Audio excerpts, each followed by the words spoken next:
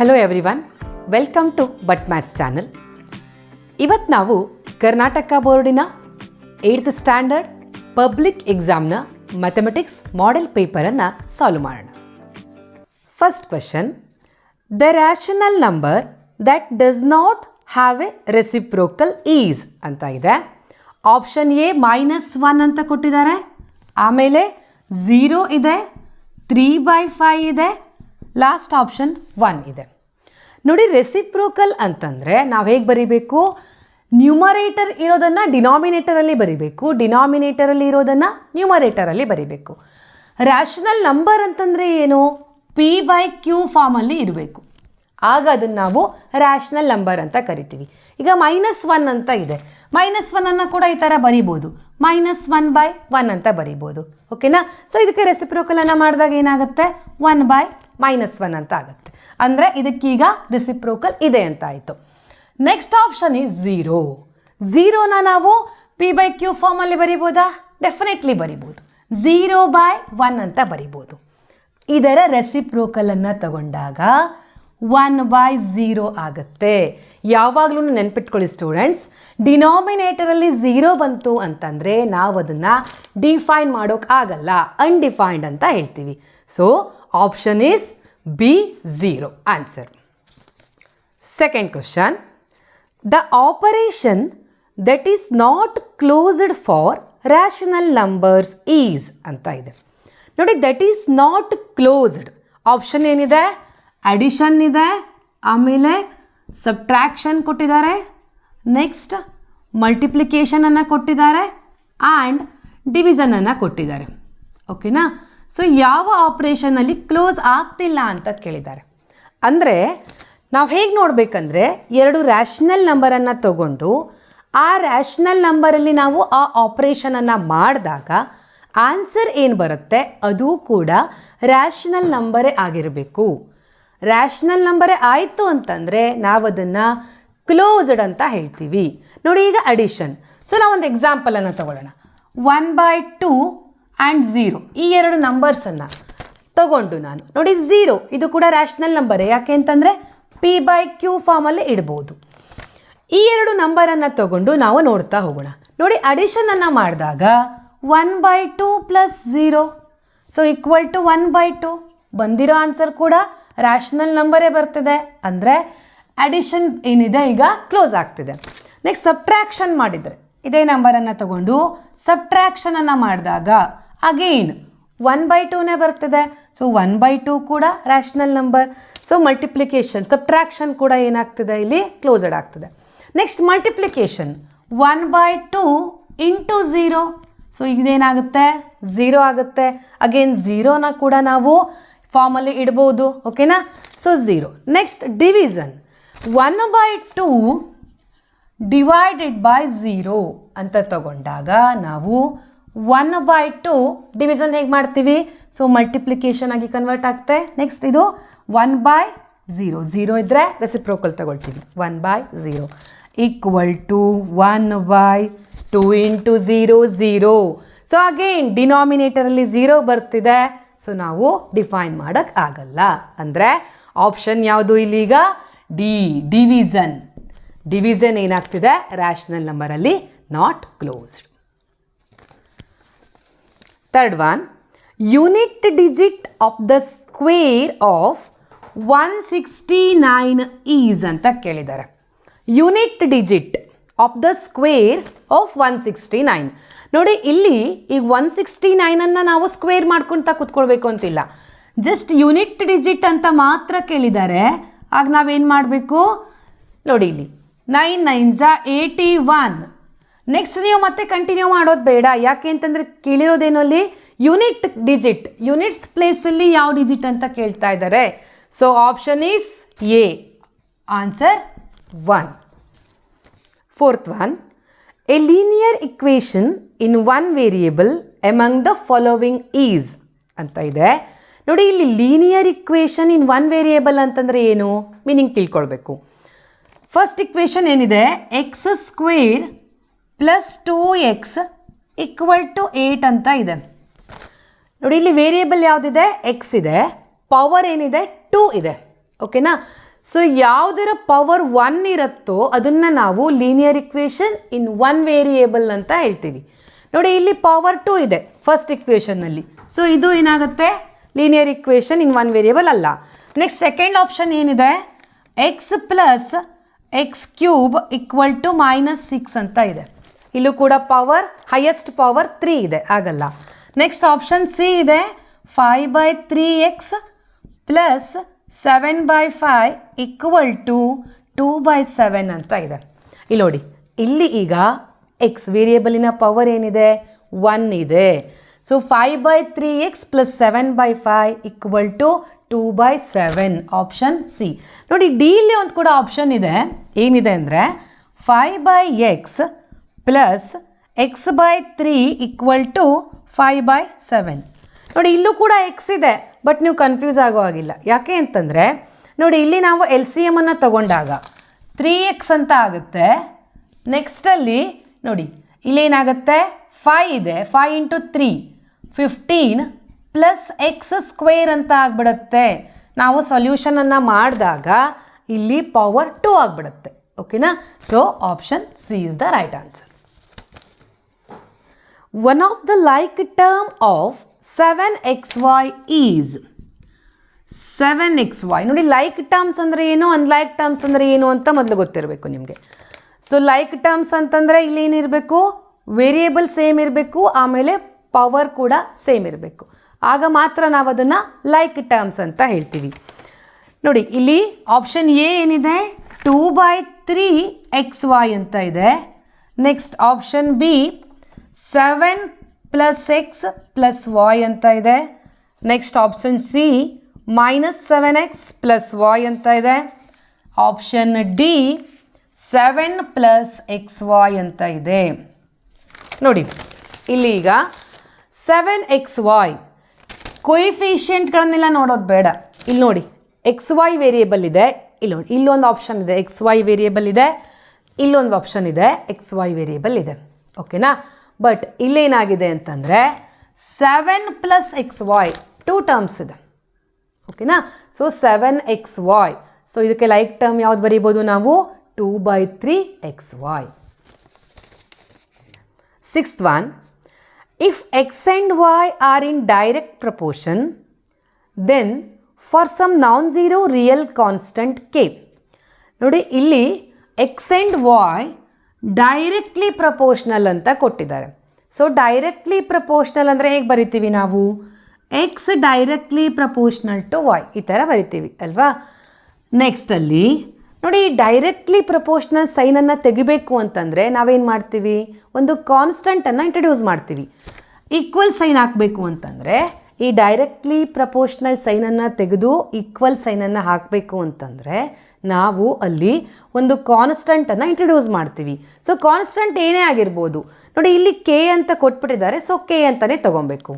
So K into Y ಅಂತ ಆಗುತ್ತೆ. ಆಮೇಲೆ ನೆಕ್ಸ್ಟ್ ನೋಡಿ ಈ ವಾಯನ್ನು ಈ ಕಡೆ ತರ್ತೀನಿ, ಆಗೇನಾಗುತ್ತೆ ಎಕ್ಸ್, ಇಲ್ಲಿ ಮಲ್ಟಿಪ್ಲಿಕೇಶನ್ ಸೈನ್ ಇದೆ, ಈ ಕಡೆ ಬಂದಾಗ ಡಿವಿಷನ್ ಆಗುತ್ತೆ. X divided by Y equal to K ಅಂತ ಆಗುತ್ತೆ. ಸೊ ಆಪ್ಷನ್ ಏನಿದೆ ನಮಗೆ, option C is the right answer. ನೋಡಿ ಇನ್ನೊಂದಿದೆ ಏನಂತಂದರೆ ಇಲ್ಲಿ ಫಸ್ಟ್ ಆಪ್ಷನಲ್ಲಿ ಏನು ಕೊಟ್ಟಿದ್ದಾರೆ ಅಂದರೆ X Y equal to K ಅಂತ ಕೊಟ್ಟಿದ್ದಾರೆ. X directly proportional to Y equal to K ಅಂತ ಕನ್ಫ್ಯೂಸ್ ಆಗುತ್ತೆ ಅಂತ ಈ ಥರ ಕೊಟ್ಟಿದ್ದಾರೆ. ನೋಡಿ ಈ ಆಪ್ಷನ್ ಯಾವಾಗ ಬರುತ್ತೆ ಅಂತಂದರೆ ಎಕ್ಸ್ ಇನ್ವರ್ಸ್ಲಿ ಪ್ರಪೋರ್ಷನಲ್ ಅಂತ ಇದ್ದಾಗ. ಇನ್ವರ್ಸ್ಲಿ ಪ್ರಪೋರ್ಷನಲ್ ಅಂತಂದರೆ ಎಕ್ಸ್ 1/y. ಆಮೇಲೆ ಏನಾಗುತ್ತೆ, ನಾವು ಕಾನ್ಸ್ಟಂಟನ್ನು ಇಂಟ್ರಡ್ಯೂಸ್ ಮಾಡಿದಾಗ ಕೆ ಇಂಟು 1/y ಅಂತ ಆಗುತ್ತೆ. ನೆಕ್ಸ್ಟ್ ಎಕ್ಸ್ ಈ ವಾಯ್ ಈ ಕಡೆ ಬರುತ್ತೆ, ಮಲ್ಟಿಪ್ಲೈ ಆಗುತ್ತೆ, X Y equal to K. Inversely ಕೊಟ್ಟಾಗ ಈ ಥರ ಆಗುತ್ತೆ, ಡೈರೆಕ್ಟ್ಲಿ ಕೊಟ್ಟಾಗ ಹೀಗಾಗುತ್ತೆ. Seventh one or more outcomes of a random experiment make. ಪ್ರೊಬ್ಯಾಬಿಲಿಟಿಯಲ್ಲಿ ನಾವೇನು ಮಾಡ್ತೀವಿ, ಒಂದು ಸಿಚುಯೇಷನನ್ನು ತಗೊಳ್ತೀವಿ. ಫಾರ್ ಎಕ್ಸಾಂಪಲ್ ನಾವು ಕಾಯಿನನ್ನು ಟಾಸ್ ಮಾಡೋದು ಅಲ್ವಾ, ಹೆಡ್ ಬೀಳುತ್ತಾ ಆರ್ ಟೇಲ್ ಬೀಳುತ್ತಾ ಅಂತ ಪಾಸಿಬಿಲಿಟಿ. ಸೊ ಆ ಪ್ರೊಬ್ಯಾಬಿಲಿಟಿಯಲ್ಲಿ ನಾವೇನೊಂದು ಸಿಚುಯೇಷನನ್ನು ತಗೊಳ್ತೀವಿ ಅದನ್ನು ನಾವು ಈವೆಂಟ್ ಅಂತ ಕರಿತೀವಿ. ಸೊ ಇಲ್ಲಿ ಏನೋ ಆಪ್ಷನ್ ಕೊಟ್ಟಿದ್ದಾರೆ, an experiment, option B chance, C a trial, D an event. So right answer ಯಾವುದು? Option D an event. Next question, 8th one, a 9-sided polygon is. 9-sided polygonಗೆ ಏನಂತ ಕರೀತಾರೆ ಅಂತ ಕೊಟ್ಟಿದ್ದಾರೆ. ಆಪ್ಷನ್ ಏನಿದೆ? ಹೆಪ್ಟಗಾನ್ ಇದೆ, ನಾನೆಗಾನ್ ಇದೆ, ಆಕ್ಟೆಗಾನ್ ಆ್ಯಂಡ್ ಡೆಕಾಗಾನ್ ಅಂತ ಇದೆ. ಹೆಪ್ಟಗಾನ್ ಅಂತಂದರೆ 7 ಸೈಡ್ ಇರುತ್ತೆ, ನೊನೆಗಾನ್ ಅಂತಂದರೆ 9 ಸೈಡ್. ಸೊ ಆಪ್ಷನ್ ಯಾವುದು? Option B. Next 9th one, with the usual notations, Euler's formula for a polyhedron is ಅಂತ ಕೊಟ್ಟಿದ್ದಾರೆ. ಸೊ ಯೂಲರ್ಸ್ ಫಾರ್ಮುಲಾನ ನೀವು ಸ್ಕೂಲಲ್ಲಿ ಓದಿರ್ತೀರ. ಯಾವುದಿದು ಆಪ್ಷನ್? Option C, F plus V equal to E plus 2. F ಅಂದರೆ ಫೇಸ್, ವರ್ಟೆಕ್ಸ್, ಎಡ್ಜ್. ಓಕೆನಾ? ಸೊ ಯೂಲರ್ಸ್ ಫಾರ್ಮುಲಾ ಅಷ್ಟೇ ಕೇಳಿದ್ದಾರೆ, ಇನ್ನೇನು ಕೂಡ ಇಲ್ಲಿ ಕೇಳಿಲ್ಲ. 10th one, among these numbers 108 is completely divisible by. 108 ಅನ್ನೋದು ಯಾವ ನಂಬರಿಂದ ಕಂಪ್ಲೀಟ್ ಆಗಿ ಡಿವೈಡ್ ಆಗುತ್ತೆ ಅಂತ ಕೊಟ್ಟಿದ್ದಾರೆ. ಆಪ್ಷನ್ ಎ 5 ಅಂತ ಇದೆ, ನೆಕ್ಸ್ಟ್ ಬಿ 11, ಸಿ 7 ಇದೆ, ಡಿ 9 ಅಂತ ಇದೆ. ಡಿ 9 ಅಂತ ಕೊಟ್ಟಿದ್ದಾರೆ. ಓಕೆನಾ? ನೋಡಿ ಇಲ್ಲಿ ಆಪ್ಷನ್ನಲ್ಲಿ ಎಲ್ಲೂ ಕೂಡ 2 ಇಲ್ಲ, ಬಟ್ 2ದಿಂದ ಕೂಡ ಇದು ಡಿವೈಡ್ ಆಗುತ್ತೆ. ಯಾಕೆ ಅಂತಂದರೆ ನೀವು ಡಿವಿಸಿಬಿಲಿಟಿ ರೂಲನ್ನು ನೋಡಿದ್ದೀರಾ. 0, 2, 4, 6, 8 ಈ ನಂಬರ್ಗಳು ಯೂನಿಟ್ಸ್ ಪ್ಲೇಸಲ್ಲಿ ಇತ್ತು ಅಂತಂದರೆ ಡೆಫಿನೆಟ್ಲಿ ಆ ನಂಬರ್ 2ದಿಂದ ಡಿವೈಡ್ ಆಗುತ್ತೆ. ಬಟ್ ಇಲ್ಲೇನಿದೆ? ಆಪ್ಷನ್ನಲ್ಲಿ 2 ಇಲ್ಲ, ಸೊ ನಾವು 2 ಬರೆಯೋಕ್ಕಾಗಲ್ಲ. ನೆಕ್ಸ್ಟ್ ನೋಡಿ 3ದಿಂದ ನೋಡಿದರೆ 3 ಅಂದರೆ ನಾವೇನು ಮಾಡಬೇಕೀಗ? ಎಲ್ಲ ನಂಬರ್ಗಳನ್ನು ಆ್ಯಡ್ ಮಾಡಬೇಕು. 8 ಇದೆ, 0 ಇದೆ, 1 ಇದೆ. So 8 plus 0 plus 1 equal to 9. So 3ದಿಂದ ಕೂಡ ಡಿವೈಡ್ ಆಗುತ್ತೆ. ಆ್ಯಡ್ ಮಾಡಿದಾಗ ಬಂದಿರುವಂತಹ ನಂಬರ್ 3 ಟೇಬಲಲ್ಲಿ ಬಂತು ಅಂತಂದರೆ ಅದು 3ದಿಂದ ಡಿವೈಡ್ ಆಗುತ್ತೆ. ನೋಡಿ 3ದಿಂದ ಡಿವೈಡ್ ಆಗುತ್ತೆ ಅಂದಮೇಲೆ ಅದು 9ಇಂದ ಕೂಡ ಡಿವೈಡ್ ಆಗಲೇಬೇಕು. ಓಕೆನಾ? ಸೊ ಇಲ್ಲಿ ರೈಟ್ ಆನ್ಸರ್ ಯಾವುದು? Option D 9. 11th one, usual form of 100A plus 10C plus B is ಅಂತ ಕೇಳಿದ್ದಾರೆ. ನೋಡಿ ಈಗ 100ಇಂದ ಮಲ್ಟಿಪ್ಲೈ ಮಾಡ್ತಾ ಇದ್ದೀವಿ ಅಂತಂದರೆ ಎ ಯಾವ ಪ್ಲೇಸಲ್ಲಿದೆ? 100s ಪ್ಲೇಸಲ್ಲಿದೆ. ಸೊ 10ಇಂದ ಮಲ್ಟಿಪ್ಲೈ ಮಾಡ್ತಾ ಇದ್ದೀವಿ ಅಂತಂದರೆ ಸಿ ಎಲ್ಲಿದೆ? 10s ಪ್ಲೇಸಲ್ಲಿದೆ, ಬಿ ಯೂನಿಟ್ಸ್ ಪ್ಲೇಸಲ್ಲಿ ಇದೆ. ಸೊ ಹೇಗೆ ಮೆನ್ಷನ್ ಮಾಡ್ತೀವಿ ನಾವು? ನೋಡಿ ಎ ಇದೆ, ಎ, ನೆಕ್ಸ್ಟ್ ಯಾವುದಿದೆ? 10s ಪ್ಲೇಸಲ್ಲಿ ಸಿ ಇದೆ, ನೆಕ್ಸ್ಟ್ ಯೂನಿಟ್ಸ್ ಪ್ಲೇಸಲ್ಲಿ ಬಿ ಇದೆ, ಆಮೇಲೆ ಇದಕ್ಕೆ ಈ ಥರ ಬಾರನ್ನು ಹಾಕ್ತೀವಿ. ಓಕೆನಾ? ಸೊ ನೆಕ್ಸ್ಟ್ ಇಲ್ಲಿ ಏನಿದೆ? ಆಪ್ಷನ್ನಲ್ಲಿ ಆಪ್ಷನ್ ಬಿ ಇದಿದೆ. ನೆಕ್ಸ್ಟ್ ಆಪ್ಷನ್ ಎದಲ್ಲಿ ಎ ಬಿ ಸಿ ಅಂತ ಇದೆ, ಎ ಬಿ ಸಿ ಬಾರ್ ಅಂತ ಇದೆ, ಬಟ್ ಇಲ್ಲಿ ಎ ಕರೆಕ್ಟ್ ಇದೆ. ನೆಕ್ಸ್ಟ್ ನೋಡಿ ಇಲ್ಲಿ 10s ಪ್ಲೇಸಲ್ಲಿ ಏನಾಗಿದೆ? ಬಿ ಅಂತ ಕೊಟ್ಟಿದ್ದಾರೆ. ಸೊ 10s ಪ್ಲೇಸಲ್ಲಿ ಇಲ್ಲಿ ಸಿ ಇದೆ, so B right answer. Perfect cube among the following. ನೋಡಿ ಇಲ್ಲೊಂದಷ್ಟು ನಂಬರ್ಸ್ ಕೊಟ್ಟಿದ್ದಾರೆ, ಯಾವುದು ಪರ್ಫೆಕ್ಟ್ ಕ್ಯೂಬ್ ಆಗುತ್ತೆ ಅಂತ ಕೇಳಿದ್ದಾರೆ. ಸೊ ನಾವೇನು ಮಾಡಬೇಕೀಗ? ಫ್ಯಾಕ್ಟ್ರೈಸೇಷನನ್ನು ಯೂಸ್ ಮಾಡಿಕೊಂಡು ನಂಬರನ್ನು ಸಾಲ್ವ್ ಮಾಡ್ತಾ ಹೋಗಬೇಕು. ಮಾಡಿದಾಗ ಅಲ್ಲಿ ಗ್ರೂಪನ್ನು ನೋಡಬೇಕು. ಸೊ ಯಾವಾಗ ಪರ್ಫೆಕ್ಟ್ ಕ್ಯೂಬ್ ಆಗುತ್ತೆ ಅಂತ ಹೇಳ್ತೀನಿ. ನೋಡಿ ಈಗ ಫಸ್ಟ್ ಏನು ಕೊಟ್ಟಿದ್ದಾರೆ? 1728 ಕೊಟ್ಟಿದ್ದಾರೆ. ಸಾಲ್ವ್ ಮಾಡೋಣ. 2 8 ಜಾ 16, ನೆಕ್ಸ್ಟ್ 1 ಲೆಫ್ಟ್, 2 6 ಜಾ 2 4 ಜಾ, ನೆಕ್ಸ್ಟ್ 2 4 ಜಾ 2 3 ಜಾ 2 2 ಜಾ, 2 2 ಜಾ 2 1 ಜಾ 2 6 ಜಾ. ಸೊ ನೆಕ್ಸ್ಟ್ 2 1 ಜಾ. ಸೊ ಇಲ್ಲಿ ಕನ್ಫ್ಯೂಸ್ ಮಾಡ್ಕೊಳ್ಬೇಡಿ, 2 1 ಜಾ 2 ಅಂತ ಬರೆದಿದ್ದೀರಾ. ನೆಕ್ಸ್ಟಲ್ಲಿ 1 ಇದೆ, 2ದಿಂದ ಡಿವೈಡ್ ಆಗಲ್ಲ, ಆ ಟೈಮಲ್ಲಿ ನಾವು 0ನ ಹಾಕ್ಕೊಳ್ಬೇಕು.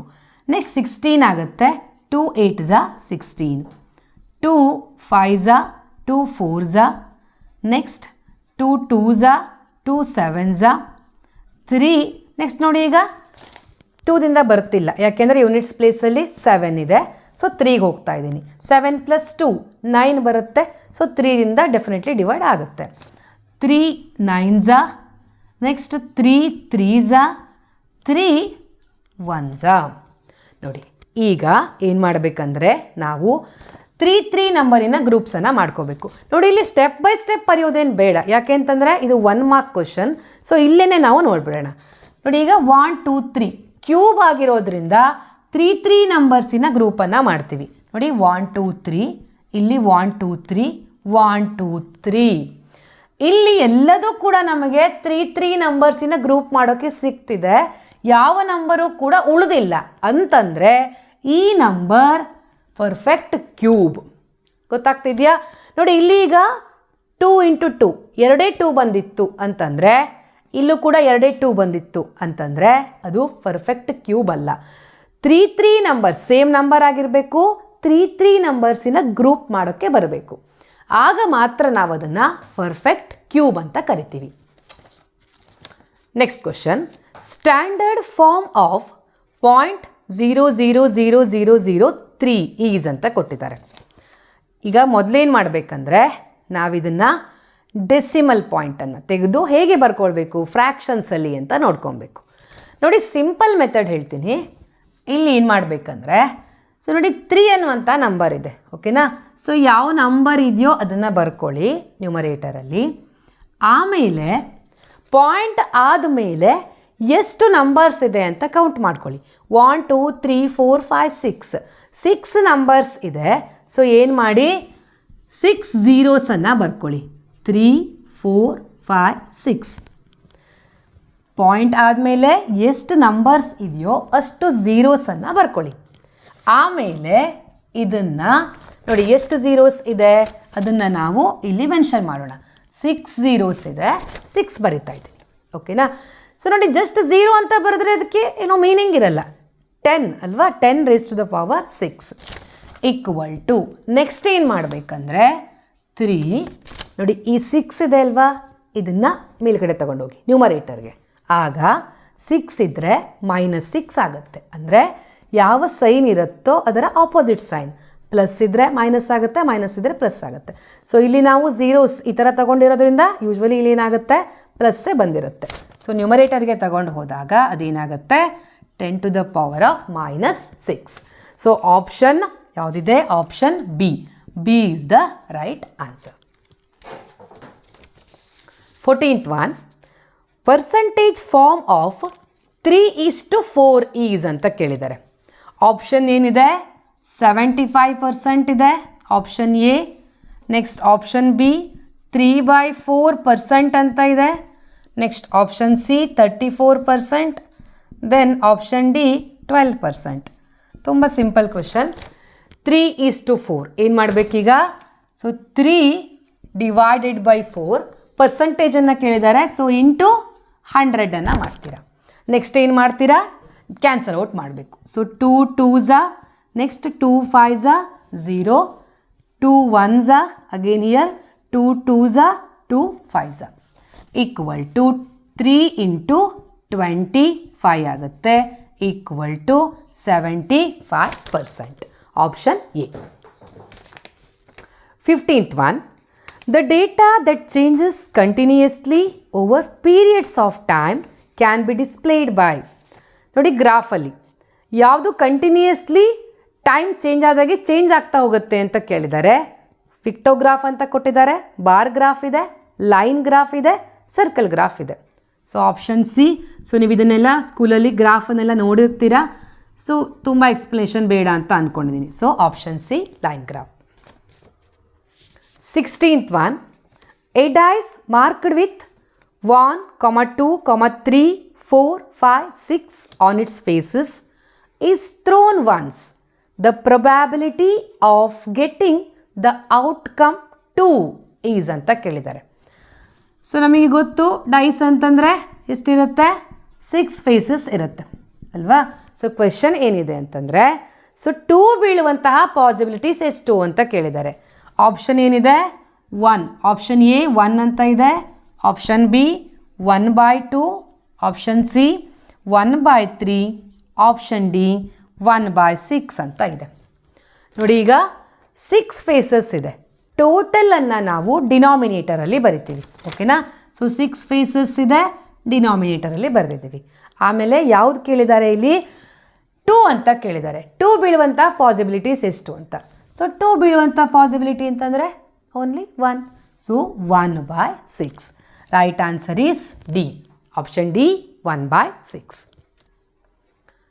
1 ಮಾರ್ಕ್ಸಿನ ಕ್ವಶನ್ ಈಗ ಮುಗಿದಿದೆ. ನೆಕ್ಸ್ಟ್ ನಾವು 2 ಮಾರ್ಕ್ಸಿನ ಕ್ವಶನ್ಸನ್ನು ಡಿಸ್ಕಷನ್ ಮಾಡೋಣ. Thank you for watching.